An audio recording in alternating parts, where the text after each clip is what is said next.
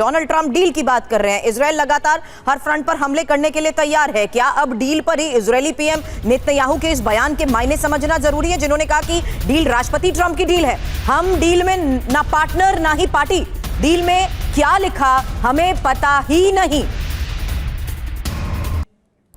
Netanyahu को आप सुन रहे थे। युद्ध की शुरुआत अमेरिका इजराइल ने की, लेकिन अब इजराइल अलग और अमेरिका के अलग दावे। यूएस का क्या दावा, ईरान ने क्या जवाब दिया है। डील होने तक ईरान के आसपास सेना रहेगी तो ईरान का जवाब, ईरान को प्रतिबंधों से राहत मिलेगी। यूएस ने कहा ईरान परमाणु हथियार नहीं होगा, नहीं बनाने देंगे तो अमेरिकी नाकाबंदी हटेगी, ये ईरान की तरफ से जवाब दिया गया है। हालांकि ईरान ये भी कह चुका है कि संप्रभुता का सम्मान करना होगा, और जबकि यूएस दावा 300 बिलियन डॉलर देने की बात ही झूठी है। ये कह रहा है डील नहीं तो हमला करेंगे, और ये अंतिम समझौता नहीं है। ईरान इसको लेकर अपना रुख पहले ही साफ कर चुका है। हालांकि ईरान ये जवाब दे चुका है कि सभी विकल्पों के लिए वो तैयार है, जबकि यूएस दावा कर रहा है कि परमाणु कार्यक्रम को लेकर भी बातचीत होगी। इजरायल का दावा है संघर्ष अभी खत्म नहीं हुआ है, जबकि आईआरजीसी ये साफ कह चुकी है कि हिजबुल्लाह का प्रदर्शन बहुत अच्छा है।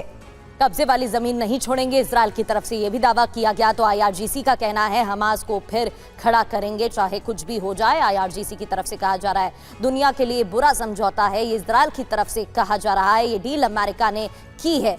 वहीं आईआरजीसी की तरफ से भी कुछ और दावे किए जा रहे हैं। कुल मिलाकर अलग अलग दावे देखने को मिल रहे हैं। सर, यही एक सवाल इसलिए पहले शरदेंदु सर किया था कि टाइमिंग इंपॉर्टेंट है, डोनाल्ड ट्रंप डेस्परेट है, लेकिन डोनाल्ड ट्रंप का एक तरफ पीस और डील के लिए ये झुकाव, दूसरी तरफ इजराइल को खुली छूट देना कि वो हमले कर ले, क्या ये बयानबाजी भी महज सिर्फ एक प्रोजेक्शन है? देखिए, जब तक ऑफिशियली आप डॉक्यूमेंट को रिलीज नहीं करते कि किस बात पे आपका एग्रीमेंट हुआ, तब तक इस तरीके के स्पेकुलेशन चलते रहेंगे।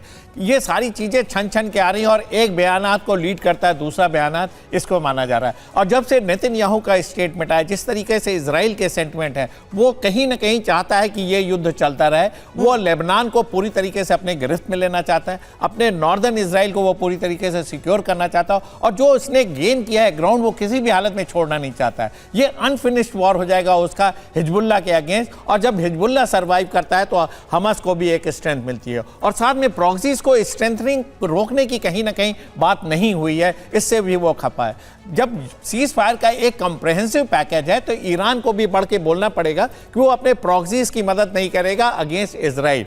वो यमन में हुतीज अपना एक वर्चस्व बना के रख सकते हैं, हिजबुल्लाह लेबनान में बना के रख सकते हैं, लेकिन ये सारी की सारी फोर्सेज ऑपरेट करेंगे अगेंस्ट इजराइल, इस पे वो रोक चाहता है। वो होता हुआ संभव नहीं दिख रहा। तो कई ऐसे पेचीदा मसले हैं। देखिए, ये युद्ध विराम होगा तो इजराइल और अमेरिका के बीच में होगा। इजराइल ने पहले ही क्लियर कर दिया कि वो इससे आउट ऑफ इट है। उनके इंटीरियर मिनिस्टर, होम मिनिस्टर, उनके बड़े रेडिकल बयान आए। उन्होंने कहा है कि हम अमेरिका के गुलाम नहीं है, अमेरिका का हम एक संप्रभुता देश है, हमारी सोवरेनिटी इंटीग्रिटी है, हम उसको फॉलो करेंगे।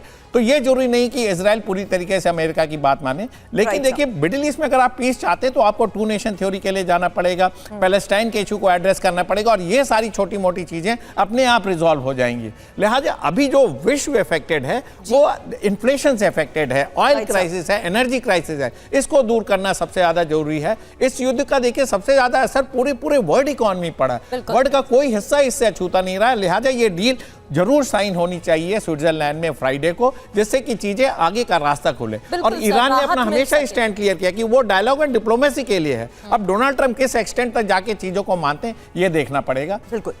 बिल्कुल सर, वो देखने वाली बात रहेगी। फिलहाल नाकाबंदी जरूर स्ट्रेट ऑफ हॉर्मुज से हट गई है, जिसकी वजह से राहत मिलेगी अलग अलग देशों को।